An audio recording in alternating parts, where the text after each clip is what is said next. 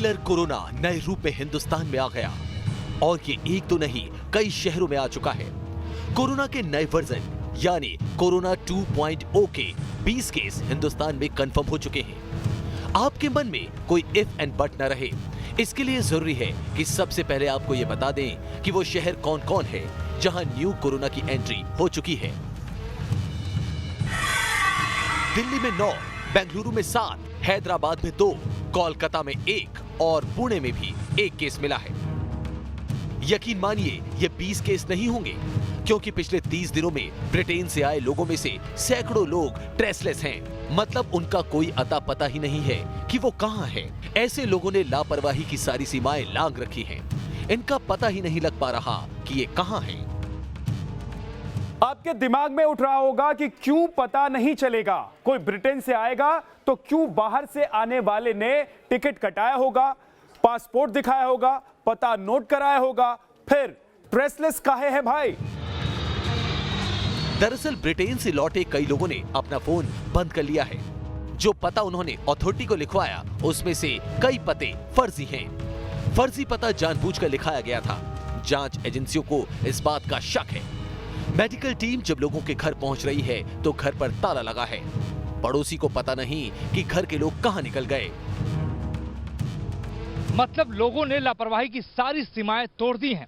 लोग अपनी जिंदगी को खतरे में डाल रहे हैं। अपने सगे संबंधियों, रिश्तेदारों और देश के नागरिकों की जिंदगी के साथ खिलवाड़ कर रहे हैं। अब इन आंकड़ों के जरिए समझिए किस तरह ब्रिटेन से हिंदुस्तान लौटने के बाद कितने लोग ट्रेसलेस हैं। पुणे में ब्रिटेन से आए 109 लोगों का पता नहीं है। यूके से चंडीगढ़ आए 132 में से 37 यात्री अभी भी गायब हैं। ओडिशा में ब्रिटेन से लौटे 62 लोग लापता हैं। जयपुर में ब्रिटेन से लौटे 12 लोगों का एक हफ्ते बाद भी कोई पता नहीं चल सका है। वहीं यूपी में ब्रिटेन से लौटे करीब 565 लोगों के मोबाइल बंद हैं और उनका पता निकालने का काम किया जा रहा है। उत्तर प्रदेश के स्वास्थ्य मंत्री भी मानते हैं कि ब्रिटेन से आए लोगों की जानकारी जुटाई जा रही है और जैसे जैसे जानकारी मिल रही है सरकार की ओर से एक्शन लिए जा रहे हैं।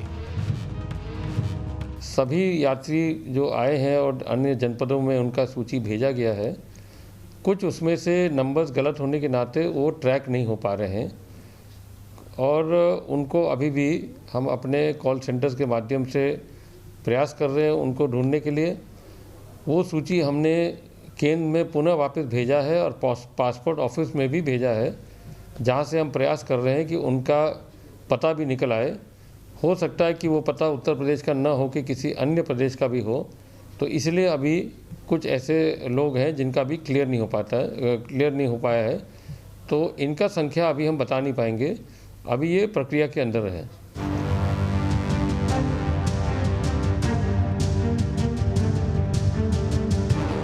ये कोरोना का जो नया रूप है, ये पहले वाले कोरोना की तुलना में 70 गुना तेज रफ्तार से बढ़ता है।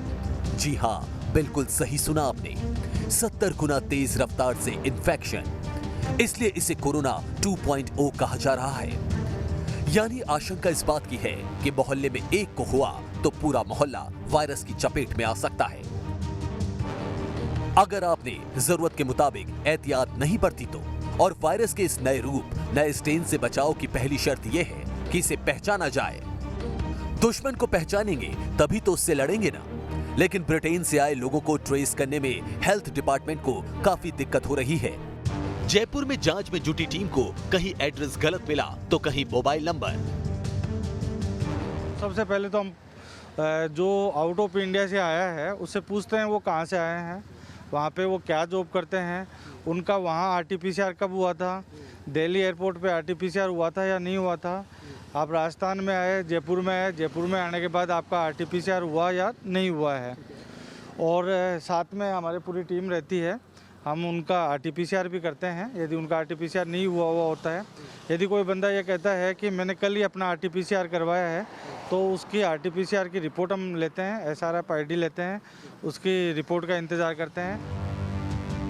दरअसल राजस्थान में ब्रिटेन से 811 लोगों के आने की खबर है। इसमें सबसे ज्यादा 333 यात्री जयपुर में आए। यहाँ ब्रिटेन से आए 17 लापता लोगों को हेल्थ डिपार्टमेंट ने ढूंढ निकाला। लेकिन 2 लोग ट्रेस होने से पहले ही वापस ब्रिटेन चले गए। तो 17 लोग हमको मिल नहीं रहे थे। कल उसके लिए हमने विशेष जांच दल गठित किया और उस सुबह से काम पे लगाया। देर रात तक वो इसी प्रक्रिया में लगे रहे। आस पड़ोस के लोगों से पूछताछ करना, डिस्पेंसरी जगह मालूम करना, पुलिस की सहायता लेना, करते करते उन्होंने सभी 17 लोगों को ट्रेस कर लिया है, जिसमें 2 लोग यूके वापस रिटर्न हो चुके हैं, 2 लोग बाहर के हैं, एक आदमी जो आज टेस्ट कराने हमारे ऑफिस में आए हुए हैं। बाकी सब 10 लोगों के हमने सैंपल उठा लिए वहाँ पर। बाकी 2 लोग सैंपल पहले पूर्व में किए जा चुके हैं। इस बार 17 लोग सभी हमने ट्रेस करके उन लोगों की सबकी सैंपलिंग करा ली है। मुंबई में बीएमसी ने ब्रिटेन से आए लोगों की तलाश के लिए कोविड-19 वॉर रूम का सहारा लिया। मुंबई में कुल ऐसे 24 वॉर रूम्स हैं, जहां से टेलीफोन के जरिए संबंधित यात्रियों और उनके परिवार से संपर्क किया जा रहा है। 25 नवंबर से ब्रिटेन से आए 19 कोरोना पॉजिटिव पाए गए। ब्रिटेन से आए 2700 लोगों में 600 लोग अभी तक अनट्रेसेबल हैं। ऐसे यात्रियों की जानकारी के लिए बीएमसी एयरपोर्ट अथॉरिटी के संपर्क में है। यूके में कोरोना का नया स्ट्रेन मिलने के बाद दुनिया भर की चिंता बढ़ गई है और भारत की भी यही चिंता है। मुंबई की अगर बात करें तो यूके से आने वाले लोगों की तादाद काफ़ी ज़्यादा है, क्योंकि इंटरनेशनल एयरपोर्ट मुंबई में है। तो ऐसे में अब बीएमसी ने कमर कसी है और ऐसे लोग जो कि यूके से आए हैं उनकी कॉन्टैक्ट ट्रेसिंग की जा रही है। इस वक्त मैं मुंबई के ईस्ट वार्ड में हूं और यहां पे अगर तस्वीरें दिखा सकूं तो देखिए किस तरह से कोविड-19 वॉर रूम बनाया गया है। दिखाता हूं कि किस तरह से काम किया जा रहा है वॉर रूम में, कॉन्टैक्ट ट्रेसिंग कैसे की जा रही है। अगर मैं भीतर दिखा सकूं, यहां पर देखिए एक पूरी टीम जो है वो बैठी हुई है, इनके साथ टेलीफोन्स हैं और टेलीफोन पर कांटेक्ट किया जा रहा है। डॉक्टर हेमिन हमारे साथ हैं। डॉक्टर हेमिन, समझना चाहूँगा कि कांटेक्ट ट्रेसिंग कैसे की जा रही है। फर्स्ट ऑफ ऑल हम लोग सबको कॉल करते हैं, जो भी पूरे पैसेंजर्स हैं, जितनी भी लिस्ट अपडेट आई है, हमारे पास लिस्ट ऑलमोस्ट 23 नवंबर से लेके आज तक की आई हुई रहती है। तो एवरी डे हम लोग सबको कॉल करते हैं कि आप में से कोई सिम्टमेटिक हो क्या, कोई भी माइनर सिम्टम है, आपने टेस्ट कराई है क्या मुंबई में आने के बाद। अगर टेस्ट कराई है और फिर भी सिम्टम्स हैं तो भी उनका कॉन्टैक्ट ट्रेसिंग किया जाता है। तो बेसिकली कॉन्टैक्ट ट्रेसिंग के लिए हम लोग फिर एयरपोर्ट अथॉरिटी को कॉल करते हैं कि आप हमें लिस्ट दो, पैसेंजर के अगले 3 सीट, पीछे के 3 सीट कौन कौन थे, पैसेंजर अभी कहाँ पे है, उनके घर पे कौन कौन है, उनका सबका। So basically contacts are everybody. New corona की वजह से कर्नाटक में भी हड़कंप है।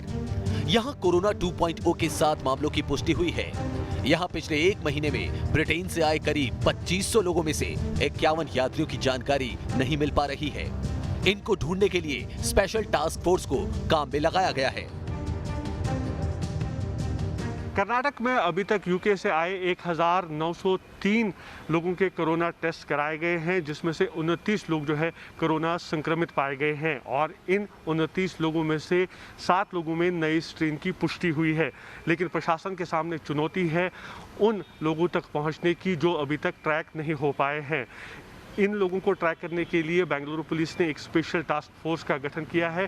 टास्क फोर्स को 301 लोगों की लिस्ट दी गई थी, जिसमें से टास्क फोर्स ने अभी तक 250 लोगों को जो है कांटेक्ट किया है। लेकिन 91 लोग अब भी ऐसे हैं जिनका पता नहीं है कि वो कहाँ पे है। वो यूके से बेंगलुरु तो आए हैं, फिर आगे कहाँ गए हैं। कोरोना के नए स्ट्रेन से दिल्ली एनसीआर के लोगों की भी मुश्किलें बढ़ गई हैं। नोएडा में पिछले 1 महीने में 424 लोग ब्रिटेन से आए। इनमें से 158 लोगों का कोरोना टेस्ट हुआ, जिनमें 2 महिलाएं संक्रमित पाई गई। ब्रिटेन के नए स्ट्रेन ने भारत में भी धीरे धीरे अपने पैर पसारने शुरू कर दिए हैं। अब तक 20 लोगों में ब्रिटेन के नए स्ट्रेन के लक्षण पाए गए हैं। दिल्ली एनसीआर भी इनमें अछूता नहीं है और दिल्ली में कहा जा रहा है कि 6 से ज़्यादा ऐसे मरीज पाए गए हैं जो कि ब्रिटेन से लौटे थे और उनमें ब्रिटेन के ही स्ट्रेन, नया जो स्ट्रेन है उसके लक्षण पाए गए हैं। उत्तर प्रदेश में भी ऐसे तमाम लोग हैं जो कि ब्रिटेन की यात्रा से लौटे हैं, उनकी जांच भी लगातार जारी है। हम इस वक्त मौजूद हैं नोएडा में और नोएडा में भी पिछले 1 महीने में 424 लोग वापस लौटे हैं ब्रिटेन की यात्रा करके। कहा यह जा रहा है कि इन 424 लोगों को अब ट्रैक किया जा रहा है, उनका ट्रीटमेंट किया जाएगा और ये देखने की कोशिश की जा रही है कि क्या उनमें भी ब्रिटेन के नए स्ट्रेन के लक्षण हैं या फिर नहीं हैं। न्यू कोरोना की वजह से देश का दिल यानी मध्य प्रदेश भी तेजी से धड़क रहा है। इंदौर में ब्रिटेन से लौटे 91 लोगों का कोरोना टेस्ट हुआ। इनमें 2 लोग पॉजिटिव मिले। भारत में कोरोना संक्रमण के मामले थमने का नाम नहीं ले रहे।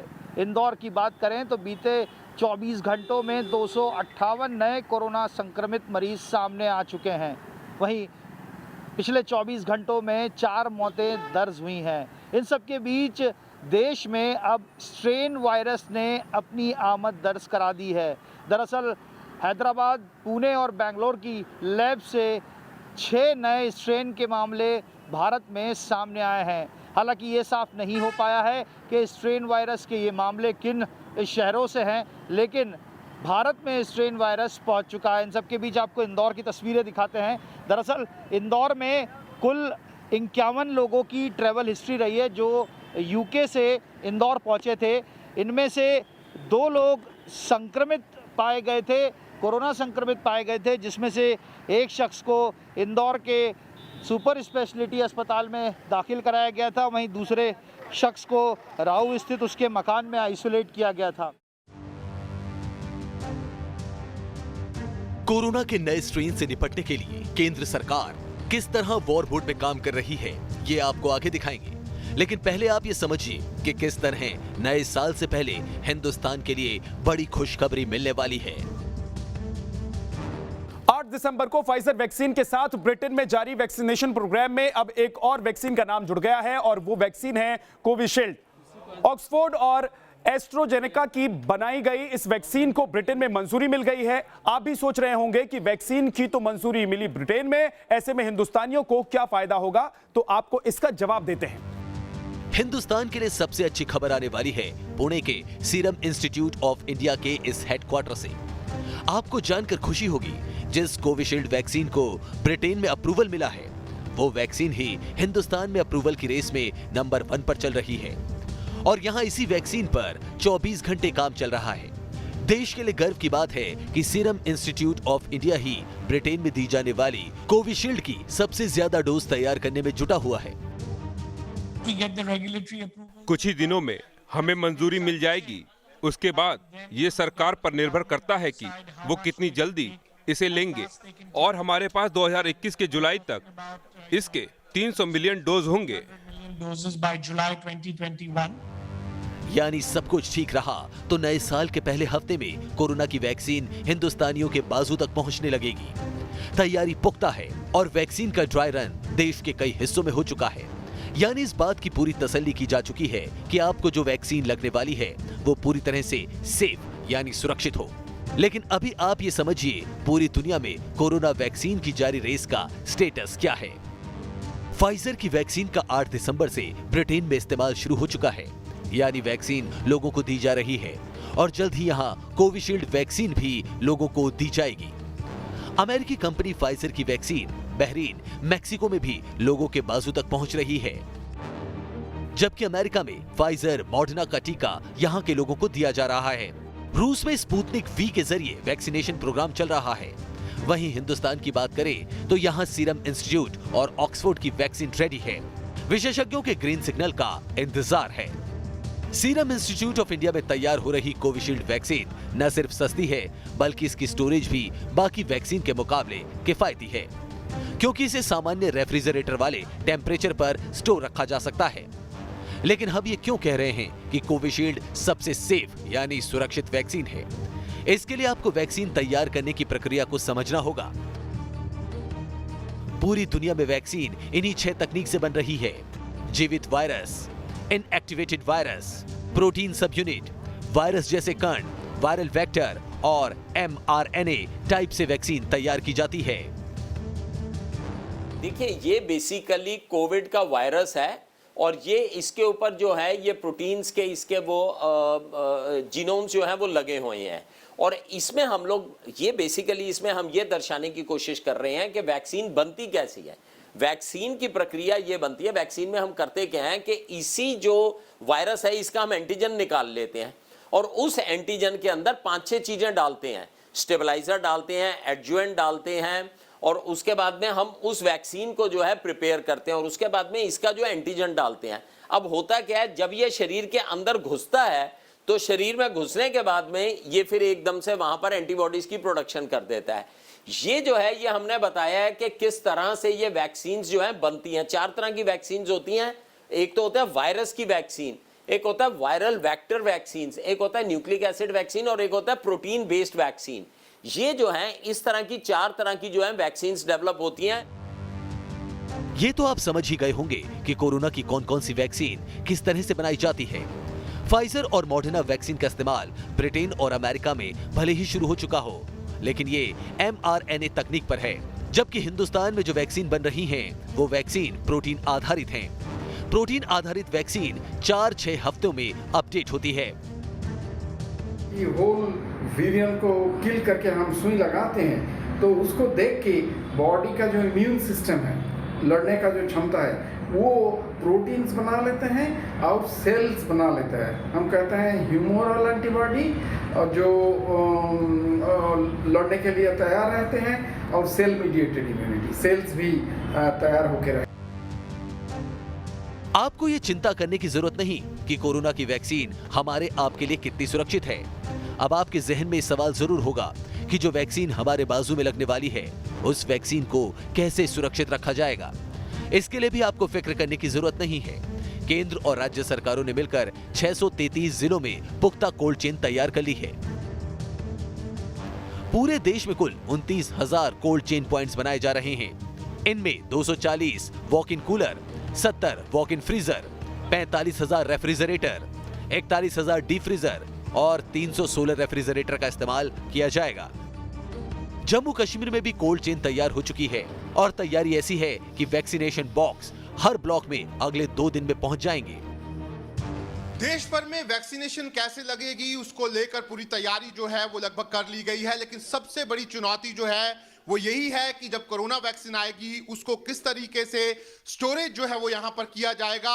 उसी को लेकर सभी राज्य जो हैं वो अपने अपने तरीके से तैयारी कर रहे हैं। और आप देख सकते हैं कि जम्मू कश्मीर में भी यहाँ पर कोरोना वैक्सीन को रखने के लिए नए डीप फ्रीजर और ILRs जो हैं वो यहाँ पर पहुँच गए हैं। ये जो आप डीप फ्रीजर देख रहे हैं, इसमें -15 से लेकर -25 टेम्परेचर जो है वो मेंटेन यहाँ पर रहता है। और अगर कोरोना वायरस की वैक्सीन जो है उसमें इतने टेम्परेचर की जरूरत पड़ी तो इस डीप फ्रीजर में उसको यहाँ पर रखा जाएगा।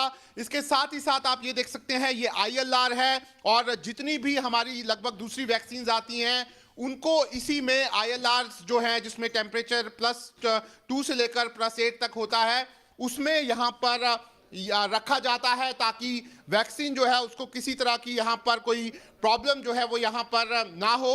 यहाँ पर डिप्टी CMO है सुमन जी, उनसे बात करते हैं। मैम, किस तरीके से आपकी तैयारियां हैं और कितने डीप फ्रीजर आ गए हैं और कितने अभी आने हैं? ये हमारा एग्जिस्टिंग इंफ्रास्ट्रक्चर है, इसमें मिक्स्ड एंटीजन पड़े हुए हैं, तो इन केस डिस्ट्रिक्ट स्टोर जो है हमारा फुल रहता है। तो अगर हमारे पास इन एडिशन हमें 8 और ILR दिए गए हैं, डीप फ्रीजर 4 और दिए गए हैं। वो जो ILR हमें दिया गया उसकी कैपेसिटी 124 लीटर है। अप्रॉक्सीमेटली वो 7,000 डोजेज जो है वो स्टोर करेगा। तो एक माने कि अब कोरोना वैक्सीन आएगी तो यहाँ पर स्टोरेज आपकी पूरी हमारी एडिक्वेट स्टोरेज है हमारे पास, हमें कोई प्रॉब्लम नहीं है। यकीन मानिए, कोरोना कितना भी रूप रंग बदल ले, उसका हारना तय है। और हर बार की तरह जीत इंसानियत यानी मानवता की होगी। Team news nation.